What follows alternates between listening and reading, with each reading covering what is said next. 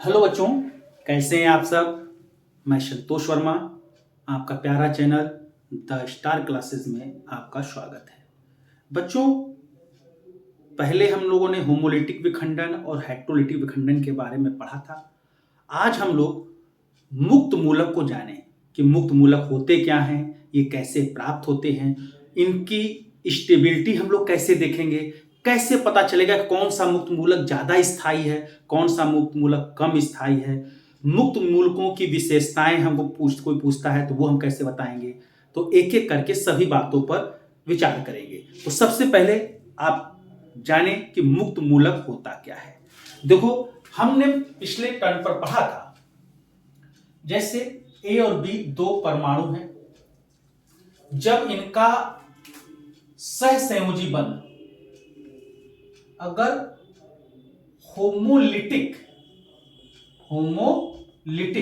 विखंडन होता है, होमोलिटिक फिजन होता है, फिजन मतलब विखंडन होता है, तो साझे का जो इलेक्ट्रॉन युग्म है दोनों परमाणुओं के बीच में बराबर बराबर पड़ जाता है।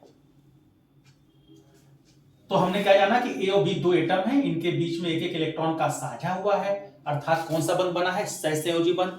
जब सहसंयोजी बंध का विखंडन होगा तो क्या होगा, अगर इस तरह से विखंडन हुआ, ये इलेक्ट्रॉन इसके पास, ये इलेक्ट्रॉन इसके पास, तो ये जो स्पीसी मिली, ये जो अवयव मिले, इन्हीं को हम लोग बोलते हैं मुक्त मूलक। क्या बोलते हैं? मुक्त मूलक। एक का फ्री रेडिकल है ये, और ये बी का फ्री रेडिकल। फ्री रेडिकल मतलब हिंदी में क्या बोलते हैं? मुक्त मूलक। तो जब सहसंयोजी बंध का विखंडन होमोलिटिक तरीके से होता है तो हमको क्या प्राप्त होता है? मुक्त मूलक प्राप्त होता है। क्लियर? जैसे CH3 ले लो, इसका विखंडन, सहसंयोजी बंध का विखंडन होमोलिटिक कराओ, यहां होमोलिटिक विखंडन लिखें, इंग्लिश में होमोलिटिक फिजन। तो क्या होगा, ये साझे के जो इलेक्ट्रॉन युग्म है, ये वाला एक इलेक्ट्रॉन इस कार्बन पे चला जाएगा, ये वाला इलेक्ट्रॉन इस कार्बन पे चला जाएगा, तो ये क्या बन गया? मुक्त मूलक। इसको बोलेंगे मिथाइल मुक्त मूलक, मिथाइल फ्री रेडिकल।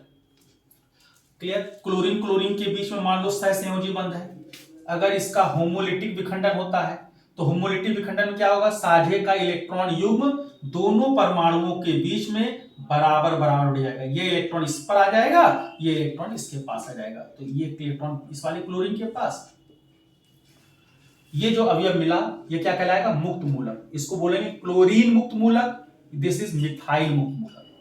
अगर हमको मुक्त मूलक को परिभाषित करना है कि मुक्त मूलक होते क्या है, देखो, मुक्त मूलक के ऊपर कोई आवेश नहीं होता है, ये उदासीन होते हैं, इनके ऊपर कोई आवेश नहीं है, न तो प्लस है न तो माइनस है। तो मुक्त मूलक क्या है? विद्युत उदासीन परमाणु अथवा परमाणुओं का वह समूह, परमाणु भी हो सकते हैं और परमाणुओं का समूह भी हो सकता है, जिस पर अयुग्मित इलेक्ट्रॉन उपस्थित होता है, क्या कहलाता है? बोलो, मुक्त मूलक कहलाता है। तो मुक्त मूलक आप लोग नोट कर लीजिए, मैं बोल रहा हूं, विद्युत उदासीन परमाणु अथवा परमाणुओं का वह समूह जिस पर अयुग्मित इलेक्ट्रॉन उपस्थित होता है, मुक्त मूलक कहलाते हैं। और ये कैसे मिलते हैं? ये सहसंयोजी बंध के होमोलिटिक विखंडन से प्राप्त होते हैं। क्लियर? एग्जांपल में आप नोट करना है तो नोट कर लें, इसको नोट कर लें, या देखो कोई भी मुक्त मूलक लिखो, मिथाइल मुक्त मूलक, ये कौन सा मुक्त मूलक? क्लोरीन का मुक्त मूलक। आप बहुत सारे मुक्त मूलक, इथाइल मुक्त मूलक, इस तरह से आप बहुत सारे मुक्त मूलक आप उदाहरण के तौर पर दे सकते हैं। मुक्त मूलक का जो कार्बन परमाणु होता है, इसके पास टोटल अगर आपसे इलेक्ट्रॉन पूछें तो देखो, एक C से 3H जुड़ा हुआ है और इसके पास एक अनपेयर्ड इलेक्ट्रॉन है। तो इस कार्बन के पास, बोलो भाई, इसके बैलेंस सेल में कितने इलेक्ट्रॉन है? 3 बॉन्ड है। 3 बॉन्ड का मतलब क्या इलेक्ट्रॉन? 6 और एक 7। ये वाला इलेक्ट्रॉन जो है अयुग्मित है, अनपेयर्ड है। इनका देखो, मुक्त मूलक के कार्बन का अष्टक पूरा नहीं है, ऑक्टेट कंप्लीट नहीं है, टोटल 3 बॉन्ड होते हैं और एक अनपेयर्ड इलेक्ट्रॉन होता है। मुक्त मूलक के कार्बन पर 3 बॉन्ड होते हैं और एक अनपेयर्ड इलेक्ट्रॉन होता है। तो 3 बॉन्ड का मतलब 3 दूनी 6, 6 इलेक्ट्रॉन ये हो गए और एक अनपेयर्ड, टोटल कितने हो गए? 7। क्लियर। तो मुक्त मूलक के कार्बन के पास एक अयुग्मित इलेक्ट्रॉन, अनपेयर्ड इलेक्ट्रॉन उपस्थित होता है। चलिए अब हम बात करते हैं मुक्त मूलकों के गुण की। तो हेडिंग लगाओ, मुक्त मूलकों के गुण। क्या गुण है, इनकी विशेषताएं क्या है।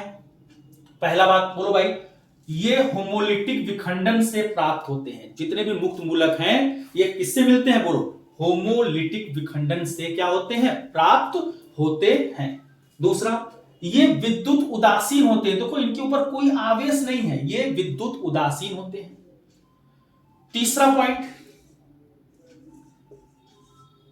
बोलो भाई, मुक्त मूलक के कार्बन परमाणु पर अयुग्मित इलेक्ट्रॉन उपस्थित होता है। मतलब जो मुक्त मूलक होते हैं इनमें अनपेयर्ड इलेक्ट्रॉन, अयुग्मित इलेक्ट्रॉन उपस्थित होते हैं। नेक्स्ट, अब बताओ भाई, अगर इसके पास अयुग्मित इलेक्ट्रॉन है तो ये युग्मित होना चाहेगा। ऑक्टेट देखो इनकम्प्लीट है, अष्टक अपूर्ण है, 2 4 6 7 इलेक्ट्रॉन है, तो ये चाहेगा कि कहीं ना कहीं से हमको इलेक्ट्रॉन मिल जाए। तो ये अत्यधिक क्रियाशील होते हैं। जो फ्री रेडिकल्स होते हैं they are highly reactive due to presence of unpaired electron. मुक्त मूलक बहुत अधिक क्रियाशील होते हैं क्योंकि इनके ऊपर अयुग्मित इलेक्ट्रॉन उपस्थित होता है। इसके बाद बात किया जाए, अगला पॉइंट बोलो, ये अनुचुंबकीय होंगे कि प्रतिचुंबकीय होंगे। इनके पास अनपेयर्ड इलेक्ट्रॉन है, मुक्त मूलक के कार्बन के पास अयुग्मित इलेक्ट्रॉन है, और जिसके पास अनपेयर्ड इलेक्ट्रॉन होते हैं, जिस स्पीसी के पास, जिस अवयव के पास अयुग्मित इलेक्ट्रॉन होंगे वो पैरामैग्नेटिक होंगे। क्या होंगे, पैरामैग्नेटिक। तो ये अनुचुंबकीय होते हैं, मुक्त मूलक जो होते हैं ये अनुचुंबकीय होते हैं। क्लियर हुई बात। और बताओ भाई मुक्त मूलक के बारे में, मुक्त मूलक के कार्बन परमाणु पर कौन सा संकरण होता है। कोई आपसे पूछे मुक्त मूलक के कार्बन परमाणु पर कौन सा संकरण होता है, तो बोलिए भाई आप कैसे बताएंगे। मुक्त मूलक के कार्बन पे देखो कितने सिंगल बॉन्ड हैं, 1 2 3, अर्थात 3 सिग्मा बॉन्ड हैं। 3 सिग्मा बॉन्ड का मतलब कौन सा संकरण, 1 s हो जाएगा, 2 p हो जाएगा, 4 होता तो sp3। तो मुक्त मूलक के कार्बन पर अगर संकरण देखना है तो हमको पता है इस पर 3 बॉन्ड होते हैं और एक अनपेयर्ड इलेक्ट्रॉन होता है। 3 बॉन्ड का मतलब 1 s और 2 p। अगर संकरण की बात करेगा तो मुक्त मूलक के कार्बन परमाणु पर लिखो sp2 संकरण होता है। क्लियर हुई बात। अब हम बात करते हैं मुक्त मूलकों के स्थायित्व की, stability of free radicals, stability of free radicals. अच्छा, होमोलिटिक फ्यूजन जब होगा तो आपको कंडीशन मैंने बताया था पिछले वीडियो में, अगर कोई अभिक्रिया बहुत उच्च ताप पर परऑक्साइड की उपस्थिति में, प्रकाश की उपस्थिति में अथवा उत्प्रेरक की उपस्थिति में कराते हैं तो वहां पर जो सहसंयोजी बंध का विखंडन होता है वो होमोलिटिक विखंडन होता है। और होमोलिटिक विखंडन से क्या प्राप्त होते हैं, मुक्त मूलक। ठीक, क्लियर हुई बात। अब हम लोग बात करते हैं नेक्स्ट, मुक्त मूलकों का स्थायित्व। मुक्त मूलकों का स्थायित्व इंग्लिश में आप नोट करिए, stability of free radicals, stability of free radicals. देखो भाई सबसे पहले स्टेबिलिटी की बात कर रहे हैं। स्टेबिलिटी का मतलब होता है स्थायित्व, स्थायित्व, मुक्त मूलकों का स्थायित्व। अगर हम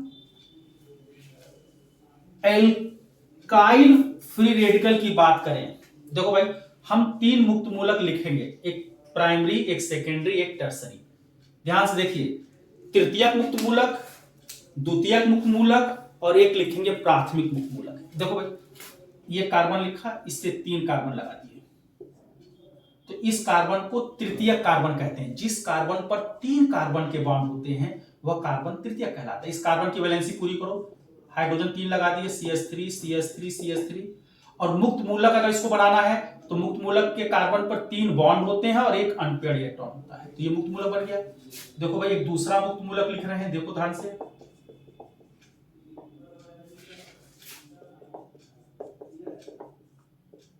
चलिए एक और मिथाइल फ्री रेडिकल लिख दिया। ये 4 मुक्त मूलक हैं, तृतीयक कार्बन पर अगर अनपेयर्ड इलेक्ट्रॉन है तो उसको 3 डिग्री फ्री रेडिकल बोलते हैं, तृतीयक मुक्त मूलक बोलते हैं, 3 डिग्री फ्री रेडिकल।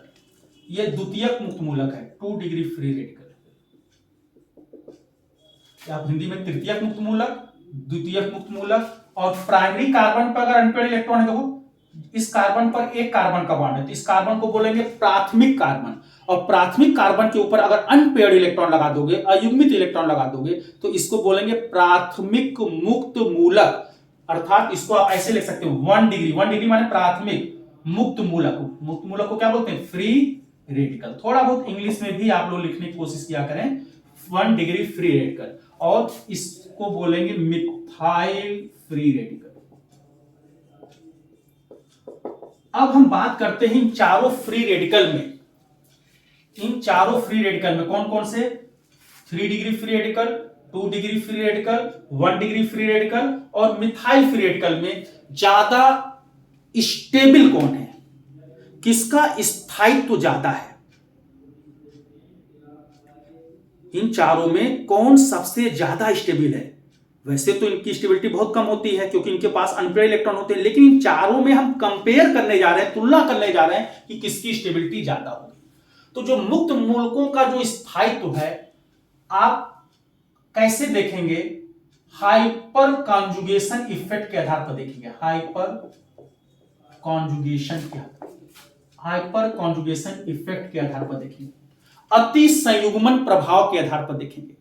अब इन चारों में देखिए किसके पास अति संयुग्मन प्रभाव, इंग्लिश में क्या बोलते हैं? Hyper conjugation effect. आप करिएगा क्या, सबसे पहले ये देखिएगा किसके पास कितने अल्फा हाइड्रोजन है, किसके पास कितने अल्फा हाइड्रोजन है। अब अल्फा हाइड्रोजन किसे कहते हैं? ये मुक्त मूलक के बगल वाला कार्बन अल्फा कार्बन कहलाता है और इससे जुड़ा हाइड्रोजन अल्फा हाइड्रोजन कहलाता है। देखो ये भी अल्फा कार्बन, ये भी अल्फा कार्बन, ये भी अल्फा कार्बन, और इस हाइड्रोजन को अल्फा हाइड्रोजन कहते हैं। तो बोलो 3 और 3 6 और 3 9, तो तृतीयक मुक्त मूलक के पास 9 अल्फा हाइड्रोजन है। मुक्त मूलक के बगल वाला कार्बन अल्फा कहलाता है, इस हाइड्रोजन को अल्फा हाइड्रोजन कहते हैं। ये भी अल्फा कार्बन होगा, मुक्त मूलक के बगल वाला कार्बन अल्फा कार्बन कहलाता है, इससे जुड़ा हाइड्रोजन अल्फा हाइड्रोजन कहलाता है। तो बताओ भाई द्वितीयक मुक्त मूलक के पास कुल कितने अल्फा हाइड्रोजन है? 6। प्राथमिक मुक्त मूलक के पास कितने अल्फा हाइड्रोजन है? बोलो 3। और मिथाइल मुक्त मूलक के पास कितने अल्फा हाइड्रोजन है? 0। बोलो भाई इसके बगल में अल्फा कार्बन ही नहीं है तो अल्फा हाइड्रोजन होगा ही नहीं। अब जिस मुक्त मूलक के पास जितने ज्यादा अल्फा हाइड्रोजन होंगे उसका स्थायित्व उतना ही ज्यादा होगा। तो बोलो इसके पास 9 अल्फा हाइड्रोजन है, इसके पास 6, इसके पास 3, इसके पास 1 नहीं। तो इन चारों मुक्त मूलकों में सबसे ज्यादा स्थायित्व होगा तृतीयक मुक्त मूलक, ज्यादा स्थायी होगा द्वितीयक मुक्त मूलक से, द्वितीयक ज्यादा होगा प्राथमिक से, और प्राथमिक मुक्त मूलक ज्यादा स्थायी होगा किससे? मिथाइल मुक्त मूलक से। तो सबसे ज्यादा स्थायित्व इसका होगा और सबसे कम स्थायित्व मिथाइल मुक्त मूलक का होगा। जिसका स्थायित्व कम होगा उसकी क्रियाशीलता क्या होगी? ज्यादा होगी। बोलो भाई जो स्थायी कम होगा वही ना ज्यादा रिएक्टिव होगा। तो अगर आपसे पूछता सबसे ज्यादा क्रियाशील कौन होगा, अर्थात जो सबसे कम स्थायित्व वाला मुक्त मूलक होगा, और सबसे कम स्थायित्व वाला मुक्त मूलक इन चारों में देखा जाए तो मिथाइल मुक्त मूलक है, मिथाइल फ्री रेडिकल है। तो यह क्रियाशीलता का या ऐसे कहो यह स्थायित्व का कैसा क्रम हो गया? घटता क्रम। सबसे ज्यादा स्थायित्व, उससे कम और फिर सबसे कम मिथाइल मुक्त मूलक। तो ये बच्चों ये हमने एल्काइल मुक्त मूलकों की स्टेबिलिटी के बारे में पढ़ा। अब हम बात करते हैं बेंजीन मुक्त मूलक और एलिल मुक्त मूलक। बेंजीन और एलिल फ्री रेडिकल में ज्यादा स्टेबिलिटी किसकी होगी?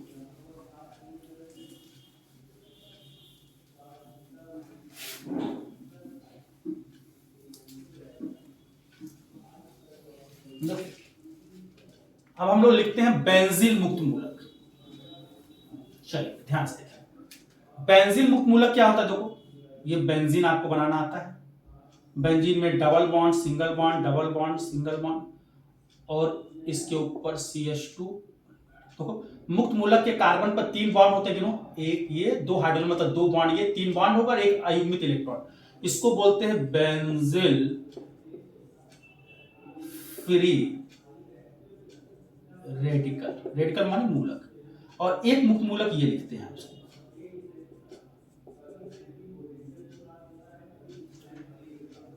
तीन कार्बन लिख लो, पहले दूसरे कार्बन के बीच में डबल बॉन्ड लगा लो, मुक्त मूलक के कार्बन पे अनपेयर्ड इलेक्ट्रॉन लगा दो, इसके पास टोटल 3 बॉन्ड और एक अनपेयर्ड इलेक्ट्रॉन होगा, देखो 2 हाइड्रोजन और एक ये 3 बॉन्ड हो गया, एक अनपेयर्ड इलेक्ट्रॉन हो गया, तो ये मुक्त मूलक हो गया। इस मुक्त मूलक को एलिल फ्री रेडिकल कहते हैं, allyl free radical. This is benzyl free radical और इसको एलिल फ्री रेडिकल। इन दोनों को ध्यान से देखो, हमने पूछा इन दोनों में ज्यादा स्टेबल कौन है। तो बच्चों आपको पता होना चाहिए, जहां पर अनुनाद दिखाई दे जाए, जहां पर क्या दिखाई दे जाए, अनुनाद, वहां पर स्थायित्व बढ़ जाता है, वहां हाइपर कॉन्जुगेशन जो था इसके पहले अल्फा हाइड्रोजन, उस जिसके पास ज्यादा होता तो वो ज्यादा स्टेबल होता था। लेकिन जहां अनुनाद आ जाए, रेजोनेंस आ जाए, वहां हाइपर कॉन्जुगेशन जो इफेक्ट था, हाइपर कॉन्जुगेशन इफेक्ट से ज्यादा स्थायित्व होगा जहां पर रेजोनेंस होगा, जहां पर अनुनाद होगा। अनुनाद जो होता है वो मोर इफेक्टिव होता है हाइपर कॉन्जुगेशन इफेक्ट से। अब अनुनाद कहां होता है, देखो भाई आगे आप डिटेल में पढ़ेंगे अनुनाद के लिए क्या कंडीशन है, अनुनाद के लिए क्या शर्त है। देखो भाई अनुनाद के लिए पहली शर्त यह है कि double bond single bond, double bond single bond हो, पहली कंडीशन है। जहां डबल सिंगल अनपेयर्ड इलेक्ट्रॉन हो वहां अनुनाद होता है, जहां डबल सिंगल पॉजिटिव होगा वहां अनुनाद होगा, जहां डबल सिंगल नेगेटिव हो वहां अनुनाद होगा। बोलो भाई, जहां पर डबल सिंगल लोन पेयर हो वहां अनुनाद होगा। यह अनुनाद की कंडीशन होती है, आगे आप डिटेल में पढ़ेंगे, लेकिन फिलहाल आप कई साइड में नोट कर लें कि कैसे पता कि किसी मॉलिक्यूल में अनुनाद है कि नहीं है। तो अनुनाद के लिए क्या शर्तें होती हैं, वहां उस मॉलिक्यूल के अंदर उस अणु में डबल सिंगल बॉन्ड हो, या डबल सिंगल अनपेयर्ड इलेक्ट्रॉन हो, या डबल सिंगल पॉजिटिव चार्ज हो, या डबल सिंगल नेगेटिव चार्ज हो, या डबल सिंगल लोन पेयर हो। डबल सिंगल क्या हो, लोन पेयर हो। तो वहां पर क्या पाया जाएगा, अनुनाद। और जहां अनुनाद पाया जाएगा वहां पर उस मॉलिक्यूल के बहुत सारे रेजोनेटिंग स्ट्रक्चर, अनुनाद संरचनाएं पाई जाएंगी। क्लियर। अब हमने कहा इस मॉलिक्यूल में भी अनुनाद है, इस मॉलिक्यूल में भी अनुनाद है, तो इसके भी कई अनुनाद संरचनाएं बनेंगी, इसके भी कई अनुनाद संरचनाएं बनेंगी। तो दोनों में ज्यादा स्टेबल कौन होगा, जिसके पास जितने ज्यादा अनुनाद संरचनाएं होंगी, रेजोनेटिंग स्ट्रक्चर्स होंगे, वह कंपाउंड ज्यादा स्टेबल होगा। क्लियर। या देखो दोनों को देखो, क्या इसमें अनुनाद है, अनुनाद के लिए कंडीशन क्या, डबल सिंगल अनपेयर्ड इलेक्ट्रॉन। देखो double bond single bond unpaired electron, देखो डबल सिंगल अनपेयर्ड इलेक्ट्रॉन, मतलब ये कंडीशन फॉलो हो रही है। अर्थात इसके अंदर क्या होगा, अनुनाद। जब अनुनाद होगा तो इसके अनुनाद संरचनाएं बनेंगी, इसके अनुनाद संरचनाएं आप बनाइए। ठीक है, अनुनाद संरचना कैसे बनेगा, देखो भाई इस कार्बन पर अगर अनपेयर्ड इलेक्ट्रॉन है तो ये अपने बगल वाले कार्बन से कहेगा तू भी अनपेयर्ड हो जा। अब इसमें देखो एक सिग्मा बॉन्ड, एक पाई बॉन्ड देखो ऐसे टूट जाएगा, तो ये वाला एक इलेक्ट्रॉन इसके पास आ जाएगा, ये इलेक्ट्रॉन इसके पास आ जाएगा। अब ये वाला कार्बन का अनपेयर्ड इलेक्ट्रॉन और ये वाले कार्बन का अनपेयर्ड, दो अनपेयर्ड इलेक्ट्रॉन है, मान लो एक ए पर अनपेयर्ड है, एक बी पर है, तो ये तुरंत बॉन्ड बना लेंगे, अनपेयर्ड मिलकर पेयर हो जाते हैं। तो इस कार्बन पे अनपेयर्ड इलेक्ट्रॉन, जब ये बॉन्ड टूटेगा तो एक इलेक्ट्रॉन इसके पास आएगा, एक इलेक्ट्रॉन इसके पास। अब जैसे इस कार्बन पे ये वाला इलेक्ट्रॉन आएगा, इस कार्बन का ये इलेक्ट्रॉन, दोनों के बीच में बॉन्ड बन जाएगा। तो देखो पहली अनुनाद संरचना देखो इसकी ये बन गई, यहां डबल बॉन्ड हो जाएगा, अब ये अनपेयर्ड इलेक्ट्रॉन यहां पर आ गया। अगली अनुनाद संरचना देखो भाई, जब इस कार्बन पे अनपेयर्ड हो गया तो ये बॉन्ड ऐसे टूटेगा, अब ये वाला इलेक्ट्रॉन इसके पास आएगा, ये वाला इलेक्ट्रॉन इसके पास, अब ये वाला कार्बन का अनपेयर्ड इलेक्ट्रॉन इस वाले कार्बन का अनपेयर्ड मिलकर बॉन्ड बना लेगा। तो जो दूसरी अनुनाद संरचना होगी वो ये होगी,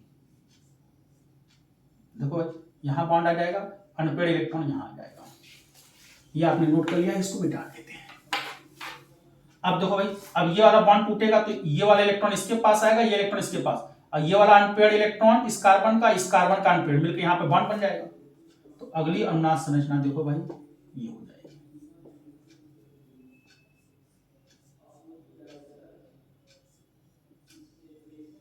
ये हो गया। क्लियर। अब बताओ इस कार्बन पर अनपेयर्ड इलेक्ट्रॉन है तो ये वाला कार्बन पर अनपेयर्ड इलेक्ट्रॉन कैसे आएगा, जब ये बॉन्ड टूटेगा इससे, कि ये इलेक्ट्रॉन इसके पास और ये वाला इलेक्ट्रॉन इसके पास, तो देखो वो पहले वाली चीज आ गई, यहां बॉन्ड बन जाएगा। तो 1 2 3 4 5 5 अनुनाद संरचनाएं बनी। इसमें देखो अनुनाद है कि नहीं, देखो double bond, single bond, unpaired electron, तो इसमें भी अनुनाद है।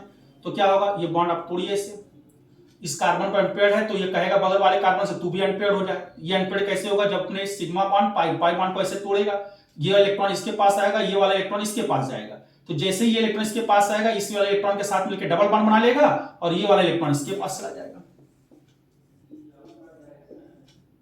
ये देखो यहां पर क्या आ जाएगा, डबल बॉन्ड, मतलब इसकी दो अनुनाद संरचनाएं होंगी, एक ये और एक ये।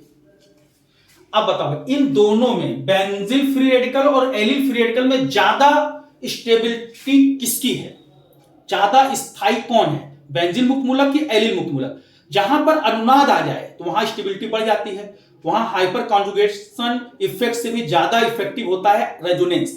अब इसमें रेजोनेंस है तो यह तृतीयक मुक्त मूलक से भी ज्यादा स्थायी होगा।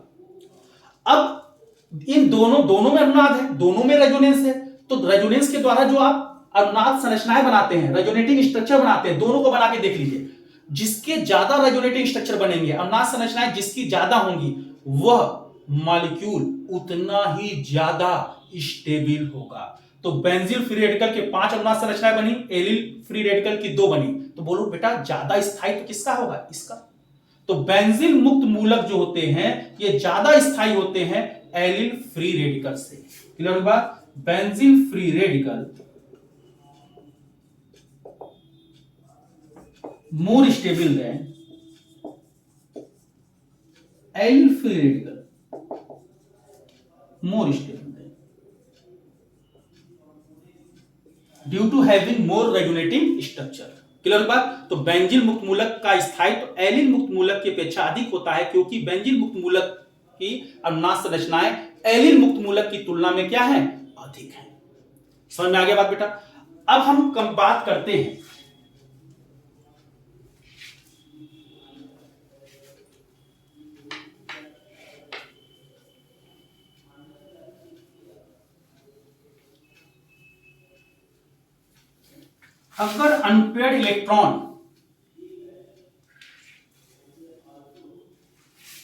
अगर अनपेयर्ड इलेक्ट्रॉन कहीं डबल बॉन्ड वाले कार्बन पर आ जाए, देखो भाई नोट में ध्यान सुन लो बेटा, जैसे एक मुक्त मूलक हमने ये लिखा, इसको बोलते हैं वाइनिल फ्री रेडिकल। क्या बोलते हैं बेटा, वाइनिल फ्री रेडिकल। और ये बेंजीन है और यहां पर unpaired phenyl free radical, phenyl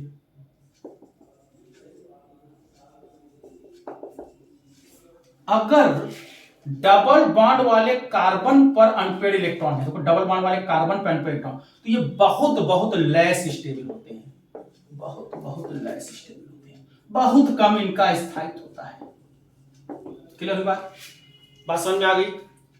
अब हम ओवरऑल स्टेबिलिटी को डिस्कस कर देते हैं, पूरा स्टेबिलिटी का एक ऑर्डर बना देते हैं आपको। देखो भाई स्टेबिलिटी ऑर्डर, स्थायित्व का जो पढ़ा हम लोगों ने उसको एक ऑर्डर में लिख देते हैं। देखो भाई जैसे ये कार्बन है, अगर इससे 3 बेंजीन रिंग जोड़ दें,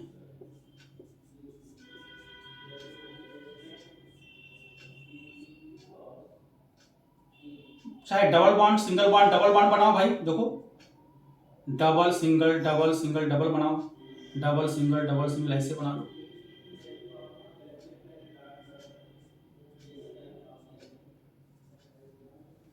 एक में 2 बेंजीन नहीं बनाते हैं।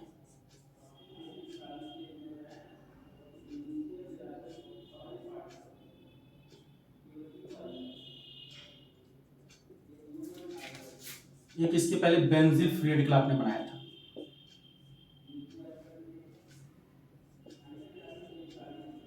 देखो इन तीनों की अगर हम बात करें,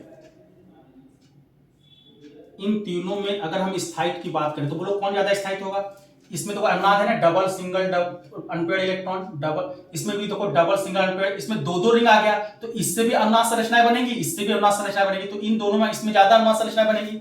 इसमें तीन तीन रिंग है तो इससे भी अनुनाद संरचनाएं बनेंगी, इससे भी बनेंगी, इसमें तो सबसे ज्यादा अनुनाद संरचना इससे बनेगी। तो इन तीनों में कंपेयर करेंगे तो सबसे ज्यादा ये, फिर ये, फिर ये। Triphenyl methyl free radical, diphenyl methyl free radical और benzyl free radical. Clear? Triphenyl methyl free radical, diphenyl methyl free radical और this is benzyl free radical. तो ये सबसे ज्यादा स्थायित्व, तो इसमें ज्यादा अनुनाद संरचनाएं बनेगी, फिर उसके बाद ये, फिर उसके बाद ये। इसके बाद बात करते हैं तृतीयक मुक्त मूलक की। जैसे मान लो यहां पर बोलो भाई तृतीयक, इसके बाद बात करते हैं किसकी? तृतीयक और एलिल। इसमें भी तो अनुनाद था, CH2 double bond CH CH2, allyl, allyl free radical में। बोलो भाई ये तो बेंजील फ्री रेडिकल था, और ये कौन सा था? Allyl free radical, allyl free radical. तो इसमें क्या है? अनुनाद तो इसमें भी है, double single unpaired, double single unpaired, लेकिन इसमें अनुनाद संरचना ज्यादा बनेगी, इसमें अनुनाद संरचना 2 बनेगी, इसमें 5 बनेगी, तो ये ज्यादा स्थायित्व हो गया। इसके बाद अब आता है वो तृतीयक मुक्त मूलक वाला, जहां हाइपर कॉन्जुगेशन था। इसमें 9 अल्फा हाइड्रोजन थे, लेकिन यहां अनुनाद था, यहां पे हाइपर कॉन्जुगेशन इफेक्ट था। तो हाइपर कॉन्जुगेशन इफेक्ट न देखकर पहले अनुनाद वाले को देखोगे, जहां अनुनाद होगा वहां पर स्थायित्व क्या होगा? ज्यादा होगा। क्लियर? तो इसमें और इसमें कंपेयर किया जाए, तृतीयक मुक्त मूलक जो था ये 3 डिग्री एल्काइल फ्री रेडिकल जो था, एल्काइल फ्री रेडिकल है, इससे ज्यादा स्टेबिलिटी इसकी होगी। फिर 3 डिग्री के बाद किसका नंबर आ जाएगा बच्चों? इसके बाद नंबर आएगा किसका? 2 डिग्री, 2 डिग्री के बाद 1 degree alkyl free radical, 1 degree के बाद मिथाइल फ्री रेडिकल। इसके बाद ये दोनों लेस स्टेबल होते हैं, इन दोनों में स्टेबिलिटी देखा जाए तो पहले फिनाइल आ जाएगा, फिनाइल मुक्त मूलक आ जाएगा। फिनाइल मुक्त मूलक के बाद बात करेंगे तो फिर इसके बाद वाइनिल फ्री रेडिकल।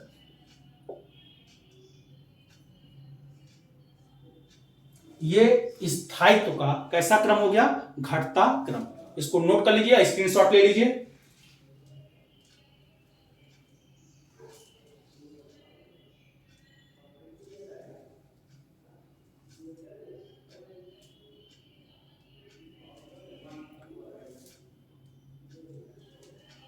हो गया क्लियर? तो ये हम लोगों ने स्थायित्व का घटता क्रम देखा। तो बच्चों इस तरह से हम लोगों ने आज मुक्त मूलक को समाप्त कर दिया। पहले जाना कि मुक्त मूलक होते क्या हैं। ये परमाणु अथवा परमाणुओं का वह समूह जिस पर अयुग्मित इलेक्ट्रॉन उपस्थित होता है मुक्त मूलक कहलाते हैं। मुक्त मूलक के कार्बन पर अयुग्मित इलेक्ट्रॉन होते हैं, ये बहुत क्रियाशील होते हैं क्योंकि इनका अष्टक अपूर्ण होता है। क्लियर? ये अगर मुक्त मूलक के कार्बन पर अगर संकरण की बात करें तो sp2 संकरण होता है, ये होमोलिटिक विखंडन से प्राप्त होते हैं। क्लियर? अगर हम इनके स्थायित्व की बात करें तो तृतीयक, द्वितीयक और प्राथमिक मुक्त मूलक में अगर हम बात करेंगे तो तृतीयक मुक्त मूलक ज्यादा स्थायी होता है किससे? द्वितीयक से। द्वितीयक ज्यादा स्थायित्व होता है, स्थायित्व इसका ज्यादा होगा प्राथमिक से, फिर मिथाइल आ जाता है। लेकिन जहां पर अनुनाद की बात होगी तो वहां पर हम लोग अनुनाद को पहले प्रेफर करेंगे।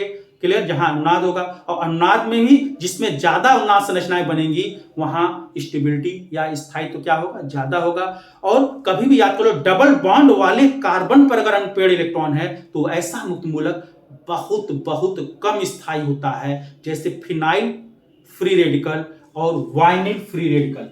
This is phenyl free radical, आपको बताया था ये फिनाइल मुक्त मूलक, और वाइनिल फ्री रेडिकल, इनका स्थायित्व बहुत कम होता है। ठीक है? वाइनिल की स्टेबिलिटी फिनाइल से भी क्या होती है? कम होती है।